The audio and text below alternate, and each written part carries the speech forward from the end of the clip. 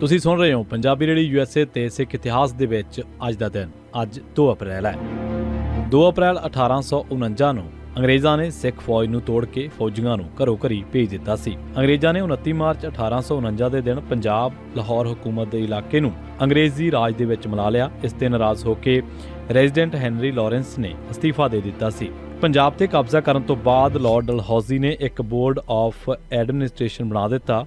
ਉਹ ਇਸ ਦਾ ਮੁਖੀ ਹੈਨਰੀ ਲਾਰੈਂਸ ਨੂੰ ਬਣਾਉਣਾ ਚਾਹੁੰਦਾ ਸੀ, ਇਸ ਕਰਕੇ ਉਸ ਨੇ ਕੋਸ਼ਿਸ਼ ਕਰਕੇ ਉਸ ਦਾ ਅਸਤੀਫਾ ਵਾਪਸ ਕਰਵਾ ਦਿੱਤਾ। ਲਾਰਡ ਡਲਹੌਜ਼ੀ ਨੂੰ ਹੈਨਰੀ ਲਾਰੈਂਸ ਦੀ ਸਿੱਖਾਂ ਦੇ ਨਾਲ ਹਮਦਰਦੀ ਬਾਰੇ ਪਤਾ ਸੀ, ਇਸ ਕਰਕੇ ਉਸ ਨੇ ਇਸ ਬੋਰਡ ਦੇ ਵਿੱਚ ਉਸ ਦਾ ਭਰਾ ਜੌਹਨ ਲਾਰੈਂਸ, ਜੋ ਡਲਹੌਜ਼ੀ ਦੀ ਪਾਲਿਸੀ ਦਾ ਪੱਕਾ ਹਮਾਇਤੀ ਸੀ, ਅਤੇ ਚਾਰਲਸ ਮੈਨਸਲ ਮਗਰੋਂ ਉਸ ਦੀ ਥਾਂ ਤੇ ਰਾਬਰਟ ਮਿੰਟਗੋਮਰੀ ਵੀ ਪੱਕੇ ਮੈਂਬਰ ਪਾ ਦਿੱਤੇ। ਅੰਗਰੇਜ਼ਾਂ ਨੇ ਸਭ ਤੋਂ ਪਹਿਲਾ ਕੰਮ ਰਣਜੀਤ ਸਿੰਘ ਦੀ ਫੌਜ ਨੂੰ ਖਤਮ ਕਰਨ ਦਾ ਕੀਤਾ। ਲਾਹੌਰ ਦੇ ਵਿੱਚ ਫੌਜੀਆਂ ਦਾ ਇੱਕ ਇਕੱਠ ਕਰਕੇ ਹਰ ਇੱਕ ਫੌਜੀ ਨੂੰ ਤਨਖਾਹਾਂ ਦੇ ਕੇ ਘਰੋਂ ਘਰੀ ਤੋਰ ਦਿੱਤਾ ਗਿਆ ਅਤੇ ਉਹਨਾਂ ਤੋਂ ਹਥਿਆਰ ਲੈ ਲਏ ਗਏ। ਸਰਕਾਰ ਦੇ ਹਵਾਲੇ ਕੀਤੇ ਗਏ ਹਥਿਆਰਾਂ ਦੀ ਗਿਣਤੀ 1,19,796 ਸੀ।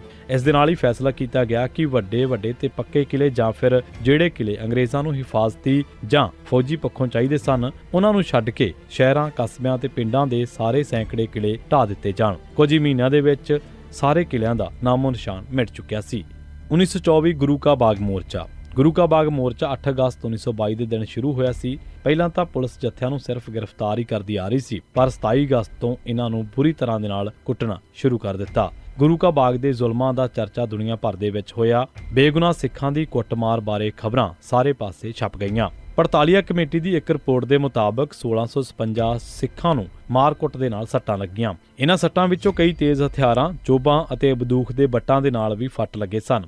ਪੁਲਿਸ ਦੀਆਂ ਡਾਂਗਾਂ ਦੇ ਧੜ ਤੋਂ ਉੱਪਰ 369, ਛਾਤੀ ਤੇ 300, ਦਿਮਾਗ ਅਤੇ ਸਿਰ ਤੇ 75 ਤੇ ਇਸ ਤੋਂ ਇਲਾਵਾ ਹੋਰ ਵੀ ਸੱਟਾਂ ਦੇ ਨਿਸ਼ਾਨ ਸਨ। ਇਸ ਤੋਂ ਇਲਾਵਾ ਹੱਡੀਆਂ ਤੇ ਦੰਦ ਟੁੱਟਣ, ਪਿਸ਼ਾਬ ਦੀ ਤਕਲੀਫ, ਅੰਗ ਉਤਰਨ ਅਤੇ ਹੋਰ ਸੱਟਾਂ ਦੇ ਵੀ ਬਹੁਤ ਸਾਰੇ ਕੇਸ ਸਨ। ਇਸ ਮੋਰਚੇ ਦੇ ਵਿੱਚ ਬਹੁਤ ਸਾਰੇ ਸਿੱਖ ਸ਼ਹੀਦ ਹੋ ਗਏ ਸਨ। ਇਹਨਾਂ ਸ਼ਹੀਦਾਂ ਦੇ ਵਿੱਚ ਇੱਕ ਪ੍ਰਿਥੀਪਾਲ ਸਿੰਘ ਜਥੇਦਾਰ ਅਕਾਲੀ ਜਥਾ ਲਾਇਲਪੁਰ ਵੀ ਸੀ, ਜੋ 5 ਸਤੰਬਰ ਦੀ ਮਾਰਕੁੱਟ ਦੇ ਨਾਲ ਸਖਤ ਜ਼ਖਮੀ ਹੋ ਗਿਆ ਸੀ। ਉਸ ਦਾ ਇਲਾਜ ਕਾਫੀ ਦੇਰ ਤੱਕ ਚੱਲਦਾ ਰਿਹਾ। ਉਹ ਕਦੇ ਠੀਕ ਹੋ ਜਾਂਦਾ, ਪਰ ਉਸ ਦੇ ਗੁੱਝੇ ਜ਼ਖਮ ਫੇਰ ਦੁਖਣ ਲੱਗ ਪੈਂਦੇ। ਅਖੀਰ 2 ਅਪ੍ਰੈਲ 1924 ਦੇ ਦਿਨ ਚੜ੍ਹਾਈ ਕਰ ਗਿਆ। ਉਸ ਦੇ ਜਿਸਮ ਤੇ 100 ਤੋਂ ਵੱਧ ਜ਼ਖਮਾਂ ਦੇ ਨਿਸ਼ਾਨ ਸਨ। 2 ਅਪ੍ਰੈਲ 1958 ਗਿਆਨੀ ਭੁਪਿੰਦਰ ਸਿੰਘ ਦਰਬਾਰ ਸਾਹਿਬ ਦੇ ਹੈੱਡ ਗ੍ਰੰਥੀ ਬਣੇ। 1958 ਦੇ ਵਿੱਚ ਗਿਆਨੀ ਭੁਪਿੰਦਰ ਸਿੰਘ ਨੂੰ ਦਰਬਾਰ ਸਾਹਿਬ ਦਾ ਹੈੱਡ ਗ੍ਰੰਥੀ ਬਣਾ ਦਿੱਤਾ ਗਿਆ। 1962 ਦੇ ਵਿੱਚ ਸ਼੍ਰੋਮਣੀ ਕਮੇਟੀ ਤੇ ਫਤਿਹ ਸਿੰਘ ਗਰੁੱਪ ਦੇ ਕਬਜ਼ੇ ਤੋਂ ਮਗਰੋਂ ਮਾੜੇ ਨਿਜ਼ਾਮ ਦੇ ਖਿਲਾਫ ਪ੍ਰੋਟੈਸਟ ਵਜੋਂ ਉਸ ਨੇ ਅਸਤੀਫਾ ਦੇ ਦਿੱਤਾ। 1964 ਦੇ ਵਿੱਚ ਉਸ ਨੂੰ ਅਕਾਲੀ ਦਲ ਮਾਸਟਰ ਦਾ ਪ੍ਰਧਾਨ ਬਣਾਇਆ ਗਿਆ। 1968 ਦੇ ਵਿੱਚ ਦੋਵੇਂ ਅਕਾਲੀ ਧੜੇ ਮਾਸਟਰ ਅਤੇ ਫਤਿਹ ਸਿੰਘ ਇੱਕ ਹੋ ਗਏ ਤਾਂ ਉਸ ਨੂੰ ਪਾਰਲੀਮੈਂਟਰੀ ਬੋਰਡ ਦਾ ਚੇਅਰਮੈਨ ਲਾਇਆ ਗਿਆ। ਪਰ 1970 ਦੇ ਵਿੱਚ ਰਾਜ ਸਭਾ ਦੀ ਨਾਮਜ਼ਦਗੀਆਂ ਵੇਲੇ ਜਦ ਫਤਿਹ ਸਿੰਘ ਨੇ ਉਸ ਦੀ ਥਾਂ ਤੇ ਜਥੇਦਾਰ ਸੰਤੋਖ ਸਿੰਘ ਨੂੰ ਸੀਟ ਦੇ ਦਿੱਤੀ ਤਾਂ ਉਹ ਆਜ਼ਾਦ ਖੜਾ ਹੋ ਗਿਆ।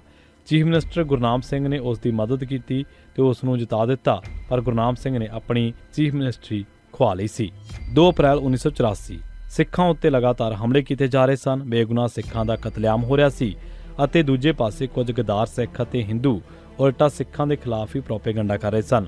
ਇਸ ਤਰ੍ਹਾਂ ਕੁਝ ਲੋਕ ਹੋਰ ਡੂੰਘੀਆਂ ਐਂਟੀ ਸਿੱਖ ਸਾਜ਼ਿਸ਼ਾਂ ਦੇ ਵਿੱਚ ਰੁੱਝੇ ਹੋਏ ਸਨ। ਖਾੜਕੂਆਂ ਨੇ ਇਸ ਸੰਬੰਧੀ ਐਕਸ਼ਨ ਕਰਨ ਦਾ ਫੈਸਲਾ ਕੀਤਾ। 2 ਅਪ੍ਰੈਲ 1984 ਨੂੰ ਚੰਡੀਗੜ੍ਹ ਦੇ ਵਿੱਚ ਪੰਜਾਬ ਯੂਨੀਵਰਸਿਟੀ ਦੇ ਪ੍ਰੋਫੈਸਰ ਅਤੇ ਕਾਂਗਰਸ ਦੇ ਰਾਜ ਸਭਾ ਮੈਂਬਰ ਪੰਡਿਤ ਵਿਸ਼ਵਾਨਾਥ ਤਿਵਾੜੀ ਦਾ ਕਤਲ ਕਰ ਦਿੱਤਾ ਗਿਆ। ਕਤਲ ਵੇਲੇ ਡਾਕਟਰ ਤਿਵਾੜੀ ਦੀ ਪਤਨੀ ਵੀ ਉੱਥੇ ਰਹਿ ਰਹੀ ਸੀ, ਪਰ ਕਾਤਲਾਂ ਦੀ ਪਛਾਣ ਨਾ ਕਰ ਸਕੀ। ਕਿਹਾ ਜਾਂਦਾ ਕਿ ਕਤਲ ਕਰਨ ਵਾਲੇ ਤਿਵਾੜੀ ਤੋਂ ਪਹਿਲਾਂ ਹੀ ਚੰਗੀ ਤਰ੍ਹਾਂ ਜਾਣੂ ਸਨ।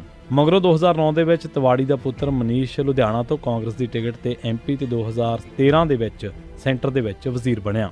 ਪੰਜਾਬ ਦੇ ਵਿੱਚ ਖਾੜਕੂਆਂ ਤੇ ਕਾਬੂ ਨਾ ਪਾ ਸਕਣ ਦੇ ਨਾਂ ਤੇ 2 ਅਪ੍ਰੈਲ 1984 ਦੀ ਸ਼ਾਮ ਨੂੰ ਪੰਜਾਬ ਨੂੰ ਗੜਬੜ ਵਾਲਾ ਇਲਾਕਾ ਕਰਾਰ ਦੇ ਦਿੱਤਾ ਗਿਆ। ਦਰਅਸਲ ਪੰਜਾਬ ਦੀ ਗੜਬੜ ਇੰਦਰਾ ਗਾਂਧੀ ਦੀ ਖੁਫੀਆ ਏਜੰਸੀ ਨੇ ਹੀ ਫੈਲਾਈ ਹੋਈ ਸੀ।